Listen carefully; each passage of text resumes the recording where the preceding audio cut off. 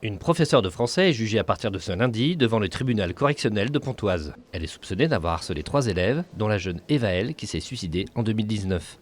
Les parents de la jeune fille étaient présents au tribunal. Nous souhaiterions que ça serve d'exemple, mais le sujet, c'est surtout que cette enseignante réalise qu'elle a commis des erreurs, réalise qu'elle a commis un harcèlement scolaire à l'égard d'Eva L et que ce harcèlement scolaire peut tuer.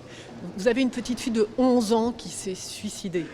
Le harcèlement scolaire tue. Le harcèlement scolaire, c'est un phénomène très important dont le mot fait peur au chef d'établissement, dont le mot fait peur au sein de l'éducation nationale. Enfant précoce, Eva L est victime de brimades dès le primaire d'un petit groupe de garçons.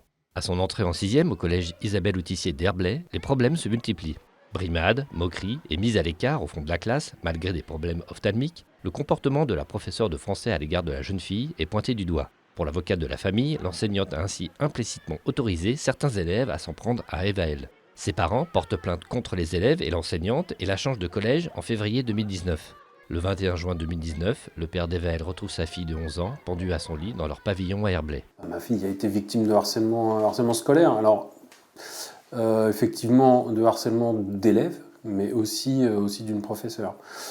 Ça a d'ailleurs commencé avec cette professeure qui comment dire, n'a pas lâché Eva L une semelle pendant les 3 premiers mois de la rentrée. À partir du moment où les élèves voient cette professeure, oui on peut le dire, harceler notre fille pendant 2 mois et demi, donc voilà, ils ont trouvé une cible facile. Donc à partir du moment où nous on a résolu un peu le problème avec la professeure, les élèves ont pris le relais. Les deux sont liés, la prof, les élèves, voilà, les deux ont contribué à remplir le vase d'Eva L qui a débordé, qui a jusqu'au suicide, quoi. Ce qu'on attend, que les personnes qui sont visées dans les plaintes